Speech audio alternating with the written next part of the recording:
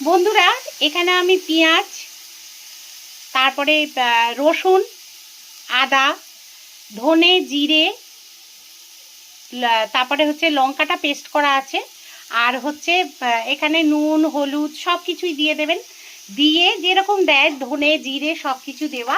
আর এখানে আমি ডালটা করে নিয়েছি, এটা কিন্তু মানে 75 ভাগের একটু বেশি করেছি, মানে একদম পুরো কাত কাত হবে না আর কি, একটু দানা দানা থাকবে।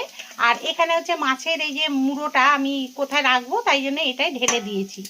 এবারে দেখুন এটা আমার হয়ে গেছে, মানে ফোড়ন দিয়ে দিয়েছি, জিরে ফোড়ন, দারচিনি, ছোট এলাচ এগুলো দেওয়া হয়ে গেছে।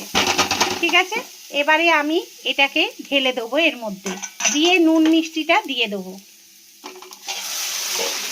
এই এর মধ্যে দিয়ে দিলাম। গরম জল করা আছে আমার, গরম জলটা, এই যে ডালটার যে জলটা বেশি করবেন না, একেবারে পাতলাও করবেন না, খুব ঘনও হবে না, মোটামুটি হবে, বিয়ে বাড়িতে যেরকম ভাবে লোকে খায় সেইভাবেই করবেন। আচ্ছা, এইভাবে এর মধ্যে হলুদ টলুদ সবই দিয়ে দিয়েছি, কাশ্মীরি লঙ্কা। ঠিক আছে, এই যে এরকম।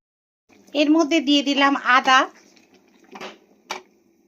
আদাটায় লঙ্কা কিন্তু বাটা আছে।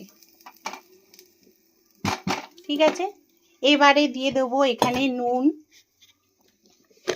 একটা হাতে যেহেতু এটা করছি, ক্যামেরাটা হাতে ধরা আছে বলে অসুবিধে হচ্ছে। আচ্ছা, এখানে দিয়ে দিলাম, আপনারা যেরকম নুন খান, কেউ বেশি কম সেই বুঝে দেবেন। আচ্ছা, আমি তো এটা দিয়ে দিলাম আমাদের যেরকম খাওয়া হয়। আর এখানে আমাদের একটু চিনিটা বেশি খায়, তাই জন্যে এখানে চিনিটা দিয়ে দেবো। মৌ এটা খুলে দে তো। আচ্ছা, খুলেছি।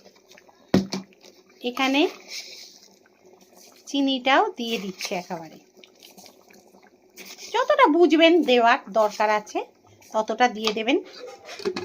আমি 2 চামচ দিলাম, মানে একটু মিষ্টি মিষ্টি ভাব হলে ভালো লাগে খেতে, এইটা দিয়ে দিলাম।